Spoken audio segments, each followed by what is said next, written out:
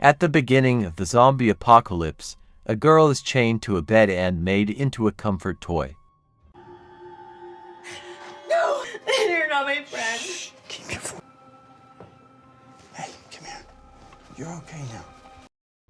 Hey everyone, it's Jacobson here, and this is a brief retelling of the second webisode of the zombie series The Walking Dead.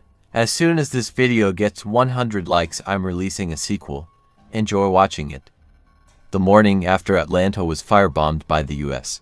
military, a survivor named Chase wakes up at his shelter on top of a building to find a fellow survivor, Harris, telling him about how he won the lottery and can't redeem the ticket. Chase asks how long he was out, and Harris replies that he was only asleep for a couple minutes. After discussing some recent activities regarding the National Guard, the duo hears pounding at a nearby access door, indicating that they'll need to leave. Harris directs Chase to the edge of the roof and they look across the street towards a self-storage facility. Harris reasons that they'll be able to forage for supplies inside, but Chase suggests that their evacuation plan requires them to get to a caravan that's leaving the following morning.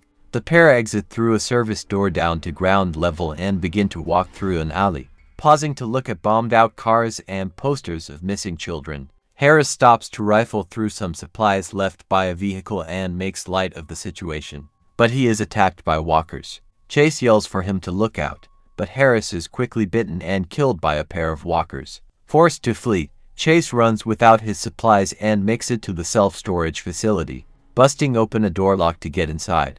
A trio of walkers pursue him as he hides inside a nearby storage locker, with the walkers attempting to force the shutter up. Just when it seems hope is lost, an unseen figure shoots and kills all three walkers. The individual, known as BJ, orders Chase to exit the locker with his hands up. In the corridor, BJ orders Chase to leave, but the latter negotiates a deal. He'll help BJ restart several generators within the facility, which are in areas with walkers. In exchange for one of the facility's transport trucks, BJ leads Chase on a short tour of the facility and directs him to a storage locker filled with some police officers' old stuff. Inside the locker, Chase finds a box of belongings from Rick Grimes, with various photos of his career as a sheriff and family photos before he grabs a shirt from the box and leaves. Chase walks up to the security office and finds BJ laughing at old surveillance footage of survivors getting caught by and devoured by the horde outside the storage facility. Chase and BJ have a conversation about some of the events happening in the world, with the former claiming that China had indicated they were working on a cure for the virus and that he is going to find his sister in Cynthiana, Kentucky, so that they can travel to a supposed safe zone in Washington, D.C. BJ indicates that Chase should be more realistic, rationalizing that the zombie apocalypse happened for a reason, so that the chosen people left behind could be humbled by the experience and make something new for society.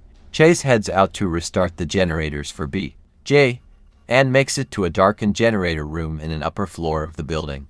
While attempting to restart the generator, one of the former employees, who died and reanimated, attacks him using his crowbar. Chase dispatches the worker and successfully restarts the power before returning to BJ, who is cooking burgers near one of the facility's docking ramps. Chase tells him he dispatched one of the workers he sees as a photo on the employee roster, but asks where the sole female employee is. BJ looks cagey while telling him that she ran and is probably with her boyfriend somewhere. Afterwards, Chase helps BJ load the walker corpses onto a trolley and wheel it out to the loading dock. Outside, he's shocked when he discovers that BJ has been throwing the corpses of people who haven't turned into a dumpster, indicating that he's been using them for his own means. Claiming that he knows too much, BJ shoots Chase in the head, causing him to fall back into the dumpster before he slams the loading dock shut, except it's revealed soon after that BJ barely missed Chase's head, and he wakes up soon after in the dumpster, realizing that BJ betrayed him. Chase gets out of the dumpster and begins to make his way down the alley towards the front entrance of the facility. He encounters the zombified Harris and uses a brick to bash Harris' brains in before grabbing the machete the latter was still carrying with him. He makes it to a nearby door and gets back into the facility, pausing to grab a weapon and look at the security monitors. While looking for BJ, he finds him walking out of one of the storage units, room number 323, while struggling to put his shirt back on. Making his way to the upper floor, Chase accesses number 323 and discovers a woman being held inside, Kelly, the still alive female employee. After telling her he's not going to hurt her, Kelly tells him that BJ has gone insane and using her as a sex slave. He pledges to get revenge and tells her to get her clothes on before they start hunting for BJ. Seeing the duo through the monitors in the security office, BJ arms his revolver and announces over the intercom that he's going to kill him for good. The duo makes it to the loading dock, but are confronted by BJ, who orders Chase to leave and let Kelly with him. Kelly begs Chase to shoot him, while BJ counters that Kelly has no idea about the world outside and that she's safer with him.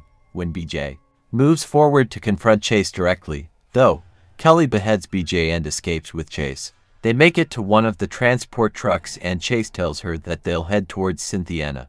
As the truck drives off, walkers enter through the loading dock and swarm the facility. It's revealed that Kelly left BJ's decapitated head in the security office, where he watches the walkers on the monitors.